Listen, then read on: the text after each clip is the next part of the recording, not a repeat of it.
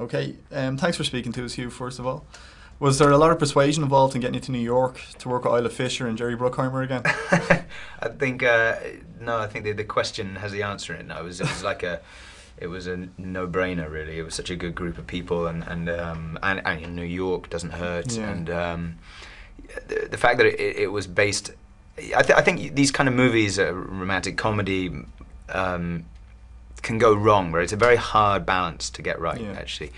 And we see so many of them, but there's really very few that for my money, that really work. So you want to be in good company. How do you approach a character like Luke, though? Because a large part of him is charm.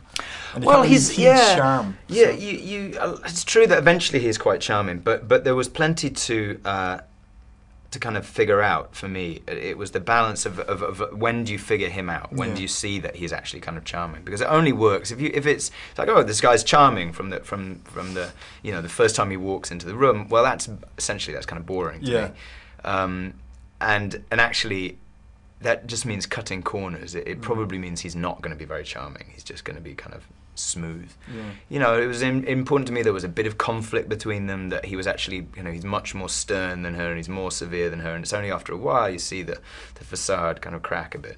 And is that did you do any much rehearsal with Isla beforehand to see if that spark was there? No, actually we did. We had a couple of weeks. We were like going through the script and improving it. I mean, I don't want to say improving it, but throwing new stuff in. And that was very much about how we got on between us, and with PJ, the director.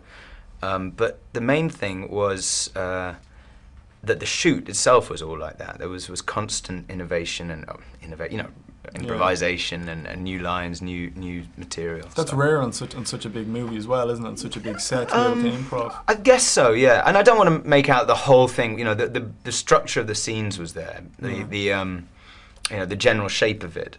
But no, there was quite a lot of new stuff thrown in there as well. Okay, and you did a couple of movies with Jerry as well before. You did Black Hawk Down, you did King Arthur as well. Yeah. How do you balance the smaller stuff like Shooting Dogs and the more overtly commercial stuff like this? And I think it's the same criteria, apart from the fact that you obviously get paid more for one than you do for the other, which is relevant sometimes. But actually, it comes down to the material and the people you're going to get to work with. So in Shooting Dogs, I was fascinated by the script.